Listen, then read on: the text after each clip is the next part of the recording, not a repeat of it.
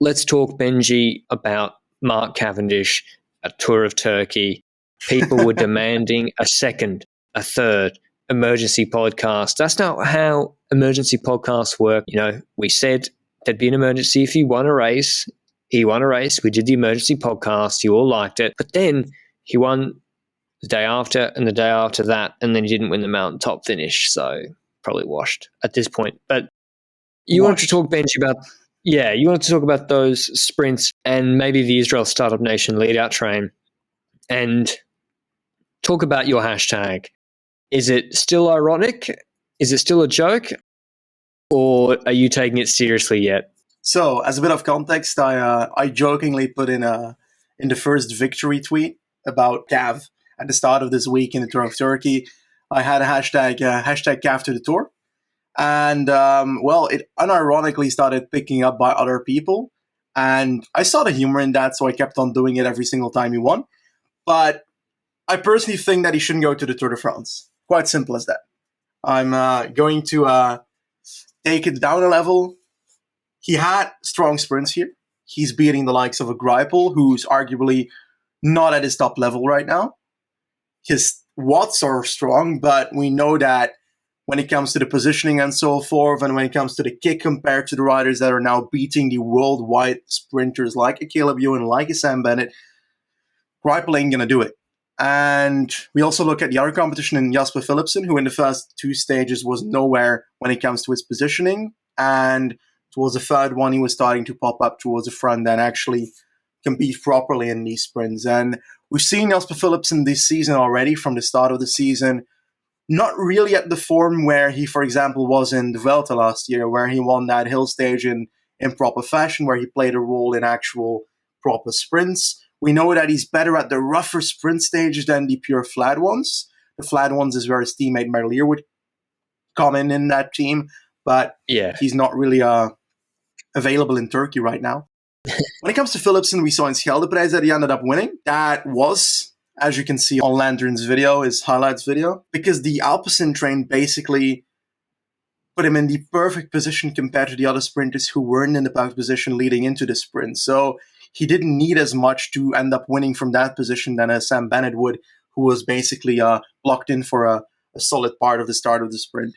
And I believe that Philipsen was strong there, but I also believe that Bennett wasn't at his strongest there. We saw Bennett film much more impressive tricks already this season.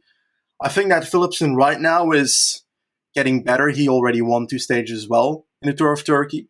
And I would take every single victory in this Tour of Turkey with a pinch of salt. Even the Philipsen ones, I believe that one of which was a bend in the last 200 meters, which caused Cavendish to be having to take the long way around other sprinters and eventually end up losing the race, likely because of that.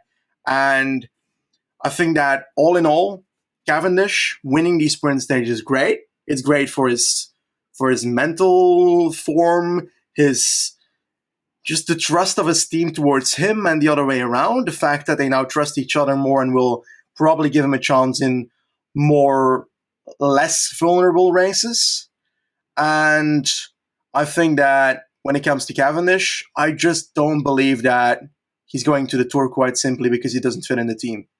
There's no way in hell you're going to leave someone from the lead-out train of Bennett at home. There's no way in hell they're going to leave Alaphilippe at home. There's no way in hell they're going to leave support for Alaphilippe.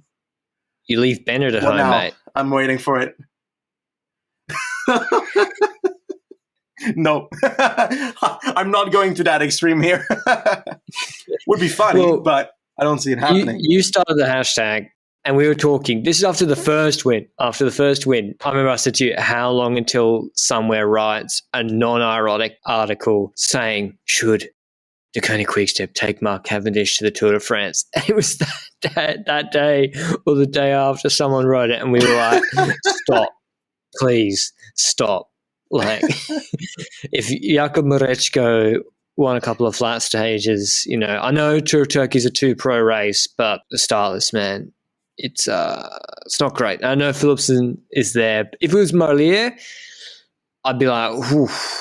If he'd beaten Merlier 3 times, I'd be like, that's serious. But Yeah, I know it's decline and stuff. I'm not sure Cav's like back, but it's good to see him winning. What about Benji? One Cav win at the Tour is bigger than Sam Bennett green jersey and 3 stage wins. That's a fact, sponsor-wise.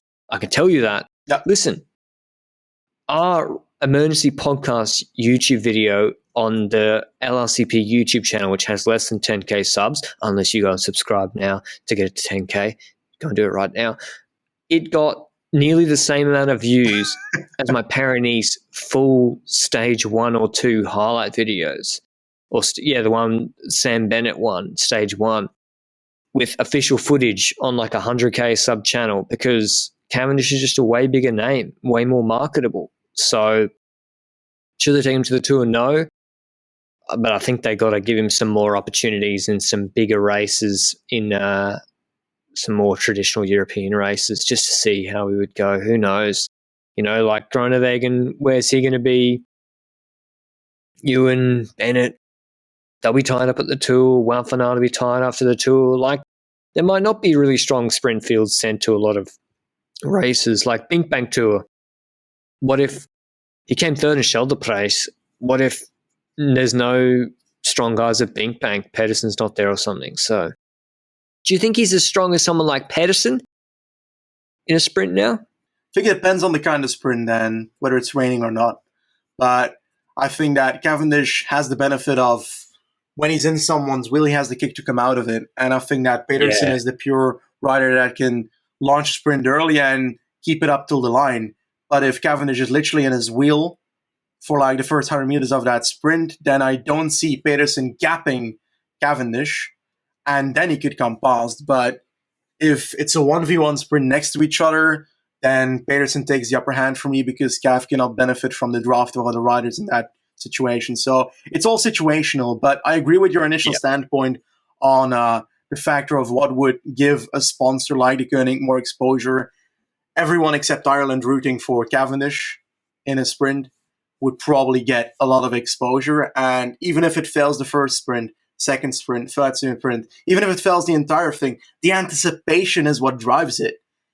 The anticipation of Cav winning is what led to so many people watching the Tour of Turkey that usually don't watch the Tour of Turkey.